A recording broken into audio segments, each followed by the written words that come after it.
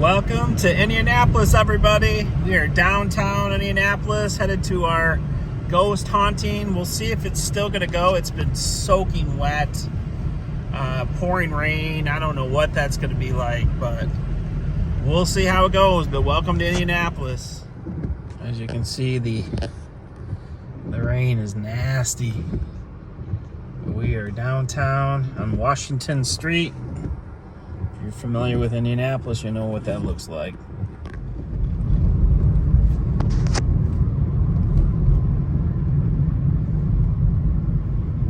Good old home of the Indianapolis 500. It's a pretty sweet.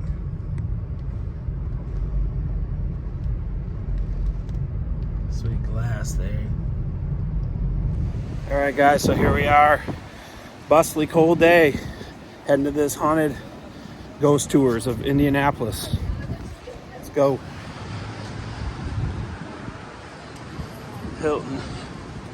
There's the fountain up there too. Is that fountain up there? So man, they got a Giordano's up in here. Oh, that's where I should have ate. All right, guys. So here it is. 140 Washington. This is where we're supposed to be. See if anybody shows up. So it is all outside. I'm glad you came dressed appropriately. But you can borrow this umbrella if you want. Yeah, and it is a walking tour. All the stops are going to be outside, and it's not going to end in this location. So if you want to take time to drop a pin, if you need to get back to this particular location, you can do that now. But we don't end too far. We end less than a mile from here. Yeah, and then a couple more procedural things. Usually I tell people to watch out for the baby rabbits in the State House Park. I don't know if we will have them because it's raining. But usually when we see rabbits, it's a sign that we're going to see good spirits instead of malicious spirits. And I always say watch out because we have had some guests step on them. So when we go through the State House, just walk and watch very carefully where you step. Okay, and then another point I want to bring up is something I'll be referring to throughout the tours that we can't actually go into, but they're called the Catacombs of Indianapolis. So a lot of people from out of town don't know this, but Indianapolis has a really vast system of underground tunnels, and most of it has no purpose. Here downtown, some of it might be used for electrical work, but a lot of it has no purpose and it's abandoned. And the reason we have them is because in ancient times, the ground level used to be lower, and the city is actually 10,000 years old, and it's been inhabited by native people all that time. So the ground level used to be lower, and that's partly why we have a system of tunnels, partly in downtown for utility, and then partly because way long ago, a couple decades ago, they were going to build an underground transit system, and then they just kind of lost it. There wasn't enough demand or money to have it, and subways are really uncommon just in here in the Midwest. So yeah, but we can look into the catacombs. Whenever you see these steel grates, they're totally safe to walk on. A lot of people will go around them, but they'll never fall. They're super strong. You can look down, and it's actually a lot deeper. You expect it to be maybe 1 story deep, but no, it's actually it could be 2 to 3 stories deep depending where we are. So here it's about 2 stories deep, and then the deepest it will be is about 3 stories. And I'll point that out later in the tour.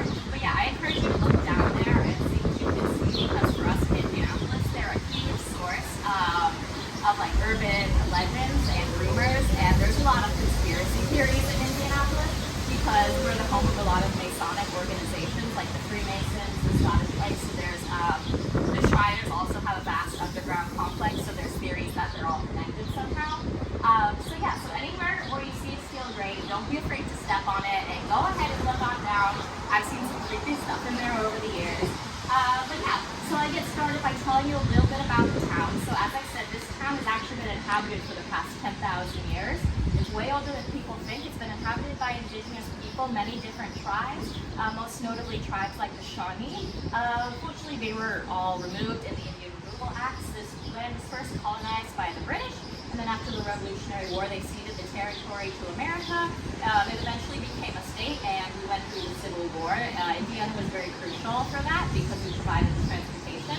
And the reason this spot was sought out by white colonists was because there's such good deposits of iron in the ground. That's how America built its railways. They built 3 major railways, and because of Indiana having so much material, all the major railways converged here, and then when they started to build highways, they built 3 major highways that converged here also, and that's why we're known as the Crossroads of America. We're also known as America's second motor city behind Detroit. In the 60s, we were actively competing to be America's motor city with Detroit because of our huge racing culture. We also have a huge culture of drag racing downtown, so you might see some people go by and do silly things. Yeah, so we unfortunately lost that title out to Detroit because they had such a good manufacturing.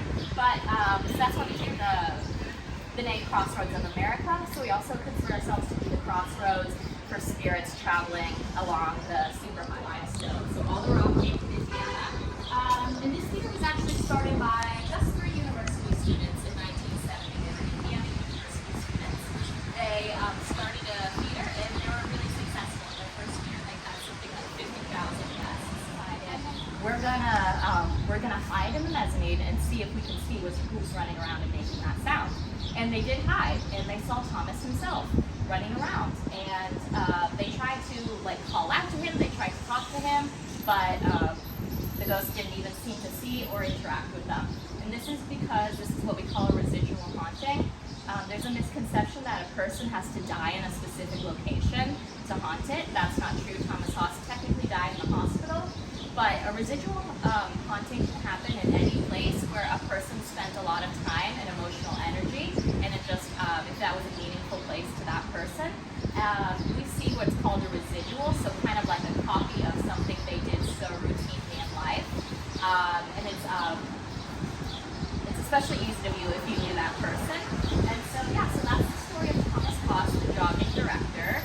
But this is not the only haunted theater in Indianapolis. We have about 5 haunted theaters, and one of them is 3.5 miles from here, and it's called the Rivoli Theater.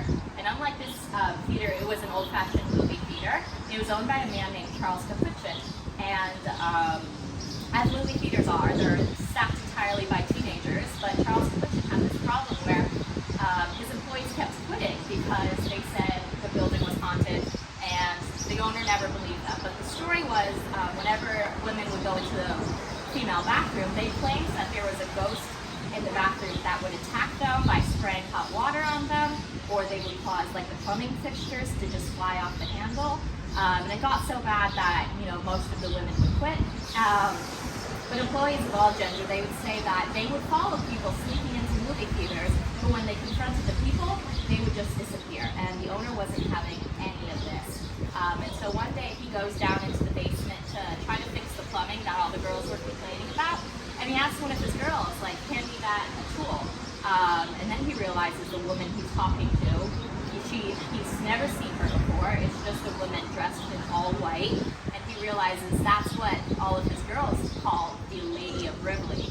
So the lady walks up to him and wraps her arms around him and then disappears, but leaving him feeling extremely cold where he was touched.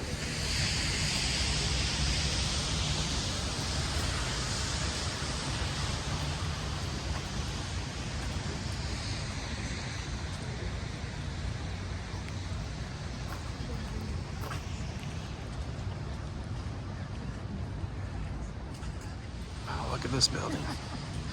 The Lincoln Funeral Train.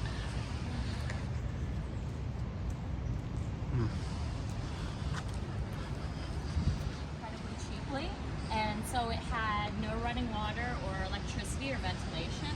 And at the time, Indiana was a swamp, so they had an outbreak of cholera and malaria. So the conditions in the building were very bad. A lot of people were sick. And one week, a chamber collapses while in session, and by some miracle, no one died in that incident. But the same week, a senator, whose name was Senator Andrew Boone, he dies of illnesses thought to be acquired in the building, and that's when they decide we need to commission a project to build a whole new state house. So they put it out for people to bid on, and they accept the bid of a man called Edwin May.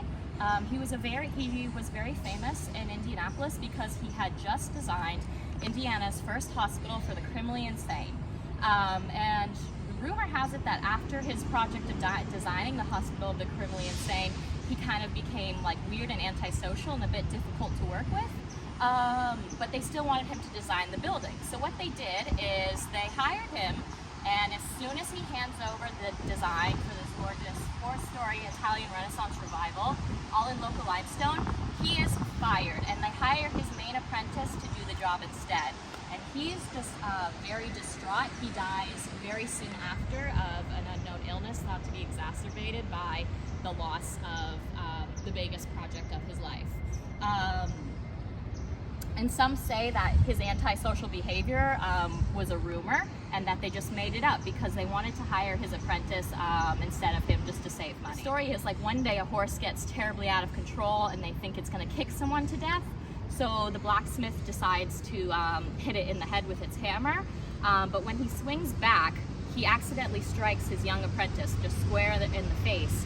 And that young man, unfortunately, he dies of that. And ever since then, years after that incident, people reportedly could still hear it happening. They could hear a terrible chaos coming from downstairs. And then the stable, of course, it was closed and it was turned into a regular basement. But people still reportedly could hear the sounds, not only of the incident, but just the sounds of the stable, just like a horse's hooves clicking or someone banging on an anvil. So the basement is widely considered to be one of the most haunted areas. But besides the basement, unfortunately the tragedies of this building continue. Another hotspot for ghosts is the 4th floor, so that top row of windows. And the story behind that is in the 19th century there was a mailroom employee, and he was known for having a cart with a very squeaky wheel, so everyone could hear him trekking up and down the hallways, making a lot of noise. And one day, someone yells at him like, "You need to fix that right now. It's driving me crazy." And so he gets the oil and he's fixing it. And then something happens. No one saw it, but something happens to make him slip in the oil. We don't know if he saw something and got scared or if it was just an accident or someone pushed him, but he slips in what he's doing and he falls out of the 4th floor window and he dies upon impact with the ground. But his story doesn't end there, because for years after, and still to this day, people say they still hear him creeping around the hallways, making an awful racket with his cart. So people reportedly can still hear him today. We don't know which window he fell out of, but I always imagine it's that one. But the haunting doesn't stop there. There's also spirits said to be in the attic. So if you look above this triangular pediment, there's another row of windows, and those windows are the attic. And what we learned from security guards in this building is that whenever they have to go in the attic, they feel a really strong feeling like they're being watched by something. And some of them, out of the corner of their eyes, they say they see a black orb, and that this thing is the entity watching them. And we have a couple theories as to what this is watching them. Some people say it's the spirit of Senator Andrew Boone, who was the senator who died of illnesses in the old building. And he's here watching over all the senators to make sure they're being righteous and making good decisions. Some people say it's the spirit of the architect, Edwin May, and he's here in a state of unrest because of being fired from his biggest project. And some people think it has a religious connotation, and that it's some kind of ancient of God, or like some kind of angel that lives in the state house attic to watch over all the senators to make sure that they're making good decisions. It had to be moved inside because they were worried about vandalism. But if you're interested, NASA has a whole website about all of its alien trees and where they are currently, and where they all are currently. So if you're interested in that, just go to nasa.gov, or if you want, you can take a seed from the alien tree, because there's a million on the ground. But yes, this is our real life alien. And restoration, even though they just finished a multi-million dollar restoration in 2019, and a lot of people think that is because of them firing the original architect of the turbine.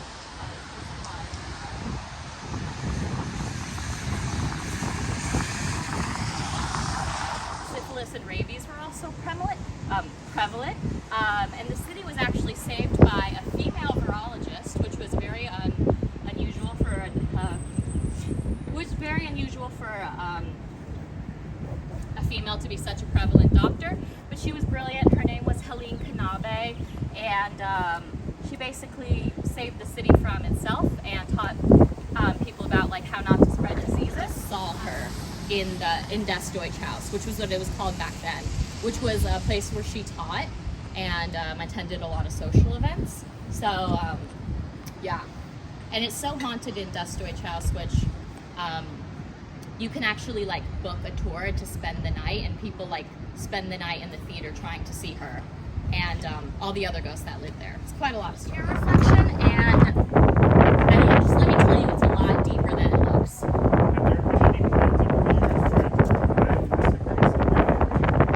Well, no, because the city just doesn't have as much money as it used to.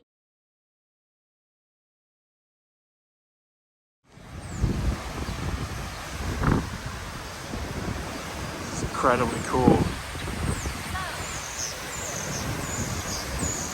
Welcome to the Soldiers and Sailors Monument.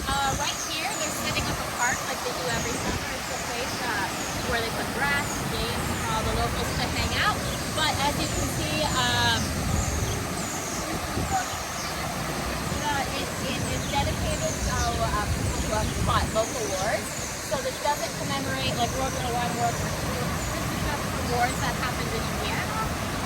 The principal figure, her name is Nike. She's the Greek goddess of war and victory. And she appears to be a little bit sturdy, but that's actually intended by the artist. They use a kind of limestone that was marbled with different colors because they wanted to give her a very feminine look. A lot of animals. And this is because of architectural and cultural belief at the time that if you put animalistic features in architecture, that it would scare away demons and bad spirits and all of these things.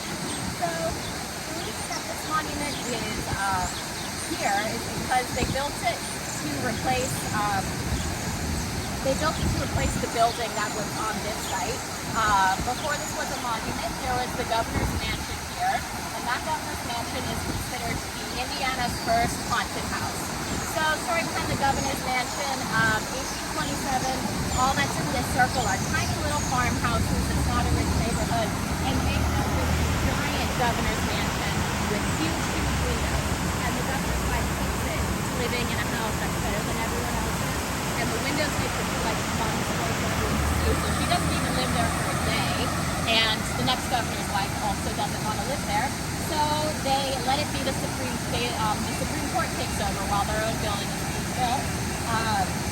And this was during, the pioneer time, so they had a really different sense of justice. This is when they still did public executions and hangings that were attended by a lot of people.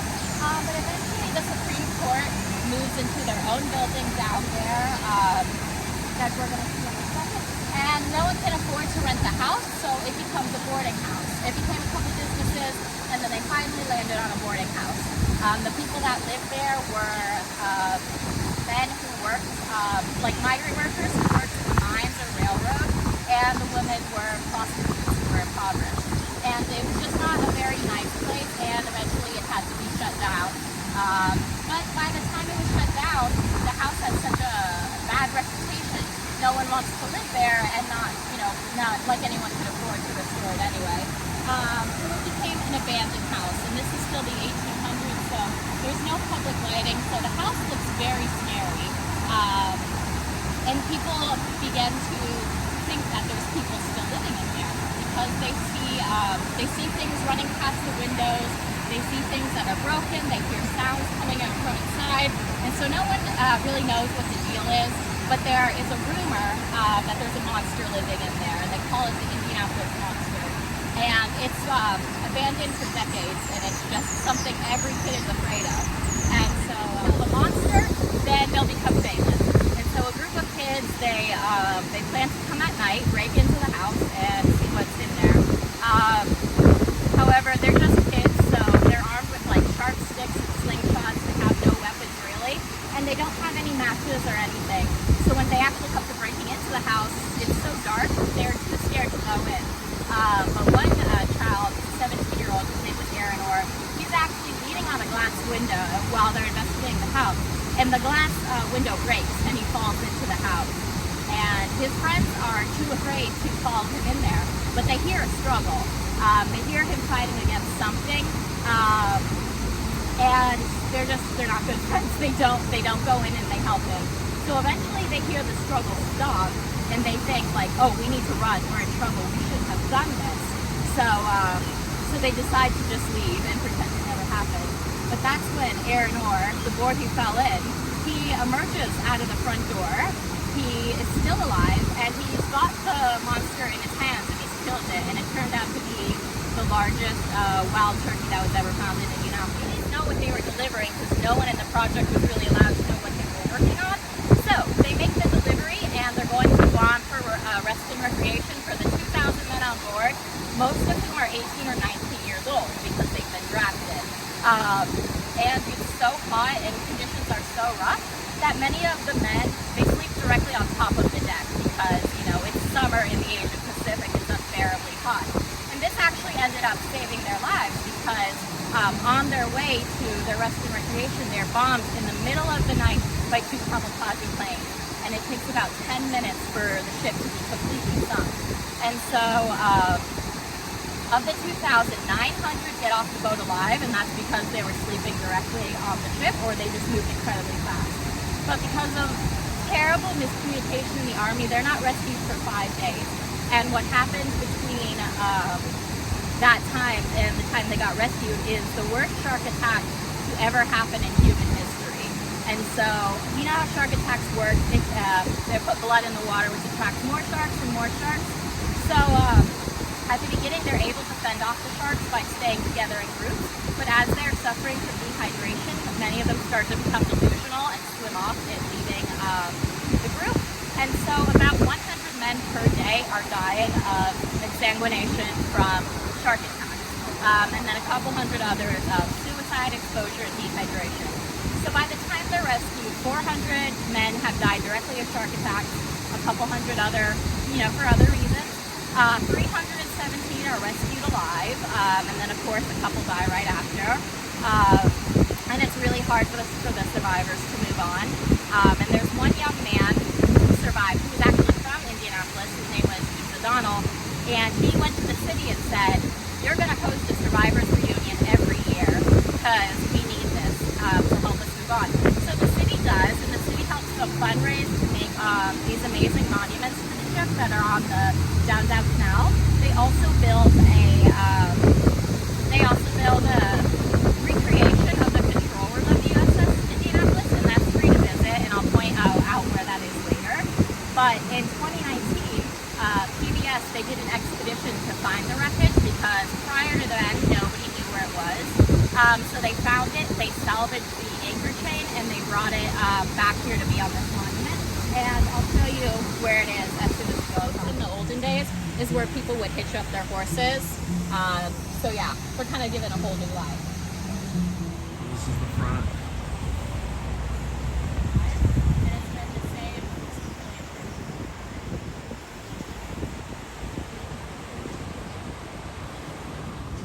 It's a pretty church. So it's amazing. That stained glass. It's beautiful. In the square was the old Supreme Court. So between here, there, and here is where they would have public executions in old times. They would do hangings, and they obviously don't do that anymore, and they're not the original trees. Yes, it wasn't for a long time. So we can't go in, it's after hours, obviously. But I just like to show everyone this. It's called the Hall of Mirrors. If you look up at this mosaic, it actually has a lot of hidden Greek symbols pertaining to different myths and gods. So symbols for health, justice, all these kinds of things. And throughout the building, there's a lot of motifs. So the House of Mirrors is right behind me. People were condemned to death here. Quite a few people. Greek god here. Staircase. Wooden staircases going up. This is the side of this building. That's legit. Look at that pretty building. It's so cool. Talk about dead presidents. This is Benjamin Harrison, 23rd President of America. If you don't remember him from history class, it's okay. He was pretty unremarkable. The reason we commemorate him is because he's only the second president to come from Indiana. There's only been 2. The first was his grandfather, William Henry Harrison, so he's the first president to have been related to another president. His grandfather was actually quite famous because he was the first president to die in office, and he holds the record for the shortest ever presidency, about 40 days. He dies of pneumonia. But before that, William Henry Harrison was the governor of Indiana, and before that he was governor of the state, he was governor of the province of Indiana before it got stateside. World War I, World War II memorial. If you don't have parade tickets, you can literally just sit on the steps on the side right there and see the whole thing. Before I was talking about the control room of the USS Indianapolis, it's in there. It's a giant museum in the bottom of the building, and then the top is an altar of all the people from Indiana who have gone to foreign wars. They also have the name of every single soldier who's been from Indiana. It's on this incredibly long list that lines the stairwells. It's in tiny, tiny text, but people like to go over it and see if they can find their family members, etc. One other problem you can't really see because of the trees. So we're on our way to our last stop, the Indiana Athletic Museum. Let's go. Wealthy guests included presidents team by local politicians. The man who purchased, Tony Holman, who purchased the India put out a small fridge fire. But unbeknownst to them, the fire had left into the ceiling the cavities between the ceilings. So it's in there burning up all the insulation, and they don't know where the smoke is coming from. So party goes out to evacuate the building, and because they can't save him. They do find the captain. He's rushed to the hospital, but he dies of external burns. They find the lieutenant. He goes to the hospital, which is just down that road, and he actually survives, but they can't find the rookie John Lorenzano anyway, and they don't find him until the fire goes out, and they find him having died near the ballroom of smoke inhalation. And it's very sad. It's to the point where many firefighters for years, they wouldn't drive past the building because it was such a sore spot for them. And of course they put that little memorial plaque, but because of the fire and everything that happened, the club goes out of business. They go bankrupt in 2004, and these are turned into luxury apartments. And I mean, like, really luxury. They're probably the most expensive condos like for purchase in Indianapolis. A lot of it, they're just paying for the name of living in the Indiana Athletics Club, but they're quite nice. But there was a weird phenomenon that started when people began to take up permanent residence in the building, and that was every night around midnight, who was trying to evacuate people when he died, and unfortunately he never made it out of the fire, so every night at midnight it's like it's still happening for him, and now the building looks different, so he's lost. And so the residents are hearing these sounds. They call security, and they're told there's nobody there that should be making these sounds. You should be fine. So that's when they conclude it's the ghost of John Lorenzano. The reason they say it's John Lorenzano and not the other firemen is because one couple actually saw John Lorenzano. They woke up at midnight and saw Mr. Lorenzano standing over their bed, only for him to appear once the minute had passed. All right, guys, we're finished. Now we're just gonna do a little tour of the city while we have a chance.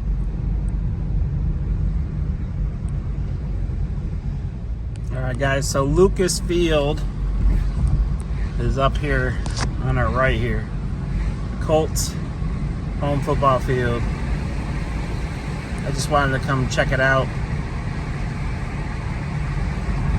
while I was in town. Why not, right?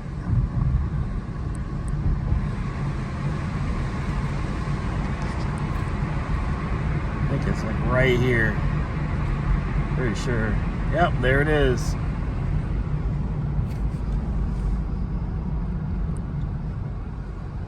Wow. That's crazy. Where they play the Big Ten Championship. Indianapolis Colts Stadium. That's so cool. It's the first time I've ever seen that. It's a beautiful stadium. Alright, there's there's a better, hopefully a better angle. Lucas Oil Stadium. All right, everybody. So that's it for tonight. Oh, what a long night. Did a full day of 8 to 5 training. Then went all the way to Indy. It was about a 35-minute drive, I think, from where my hotel is. Did the haunted ghost tour, $35 a person. Plus, you got to tip the person, $5, you know, $5-10, whatever you feel like you want to do it. But if you're a historian about cities and historic hauntings, a lot of information there, pretty cool stuff. It's right in your alley. If you're not, you won't enjoy it. It was held off rain for most. It was a little bit in the beginning. It is quite a bit of walking. We did about, I don't know how many miles it was, but you know, it's a hike. So just be prepared. Really cool sights at night. You get to see the buildings. Obviously, all the history behind some of the buildings and the hauntings of the old days of Indianapolis. So anyways, I hope you enjoyed it. Hope you could hear it. I know there's probably times where it was windy and rainy. So I tried to do my best. I didn't have my mic with me. But I hope you enjoyed it. I hope you enjoyed the meal that I had before. So I had 2 videos in Indianapolis. That was Ford's Garage restaurant, which is pretty good, and then obviously the haunting. And obviously some sights beyond that in that video too. So hope you enjoyed it, guys. It was nice to get out and do some filming. Got a couple more weeks. That's it with Puppy, and we're going to be back on the road on a regular basis. So be patient for a couple weeks. This video will probably come out, I don't know, Friday at some point.